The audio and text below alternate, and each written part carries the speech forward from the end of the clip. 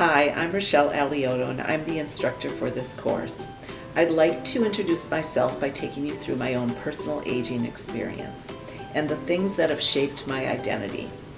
Both my parents are from a small town near Stevens Point. In fact, this is a picture of my mom and dad when they got married.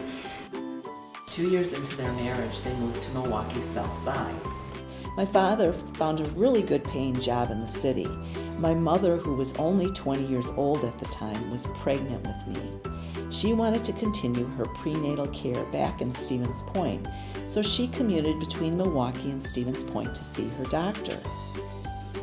I would be born in Stevens Point, but they would never return to central Wisconsin and the farm life of their families.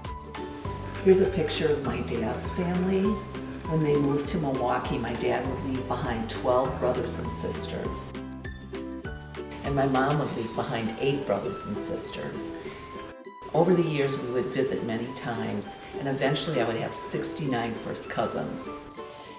In Milwaukee, we lived in a small upper flat on the south side in a predominantly Polish neighborhood. Around my 2nd birthday, we would move to suburbia, and my brother would be born. I would attend public schools but have little exposure to people who were different than me. 3 things that shaped my identity included my socioeconomic status, my race, and my religion. My upbringing would be defined as working class, very white, and Catholic. I would not leave suburbia until I moved away to go to college. Now, neither of my parents were college educated. My dad finished 8th grade and my mom finished high school. College was not an expectation in their family. Having never set foot on a college campus, they proved to be of little help when I wanted to go to college. But I ran with a group of kids from high school that all went off to college, and I simply followed. I went to UW-M but transferred to Madison after spending a weekend with friends who went to college there. We went to a football game and I had so much fun that on the following Monday I applied to transfer to Madison. I lived with friends from grade school who I still see to this day. I graduated 2 years later with my bachelor's degree in social work and a year after that with my master's degree in social work. I would be the first in my extended family to get a college degree. I was devastated that it took me 6 weeks to get a job, which looking back now was really nothing for a recent college graduate. But once I landed a job, I've been lucky enough to be employed for nearly 35 years. The first 18 years of my career, I worked mostly in the nonprofit world.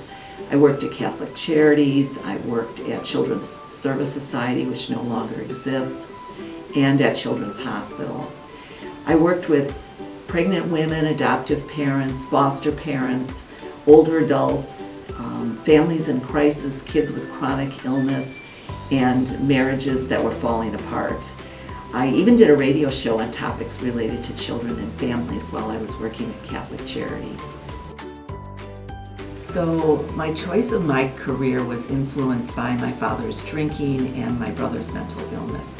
I was really fascinated with the impact that both of those things had on me as an individual and on our family. My father would eventually stop drinking, but my brother continues to struggle with his schizophrenia. I've worked at UW-M since 2001. I've had 3 different jobs since coming here. In my current job, I work in the Center for Aging and Translational Research, and our focus is on aging research and education. And since coming to the center, I've coordinated a couple of certificate programs, our professional development program for people working in the field of aging, and I've also developed and taught courses, which is my favorite part of my job. I spent all of my 20s building my career, getting to know myself and traveling, and trying to find a life partner. I met Frank, my husband, in the late 80s at one of the first summer concert series in Milwaukee. Interestingly enough, I was not interested in having children, yet within 2 years I had a change of heart. My kids are both in their 20s now.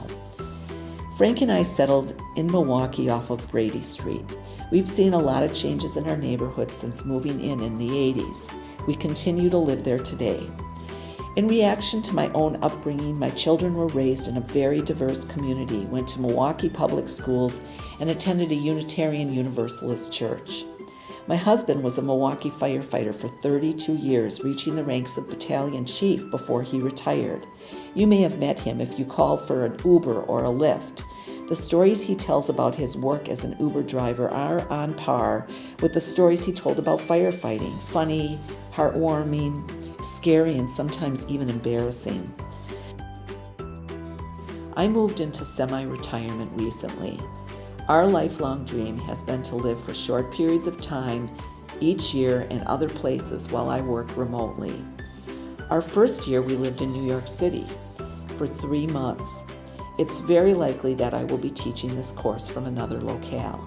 If that happens, I will let you know.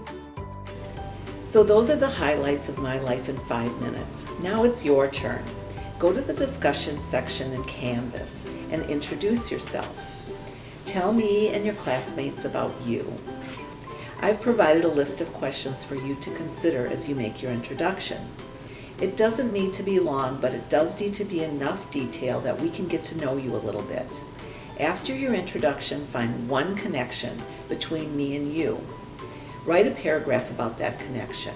Is there something in my life that you too experienced? Was there something I shared with you that resonated? Give us a bit of detail about the connection and then end your post with why you chose this class. Did the topic interest you?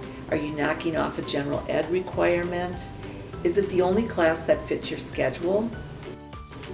I look forward to learning more about you and your life path. I also look forward to having you in class.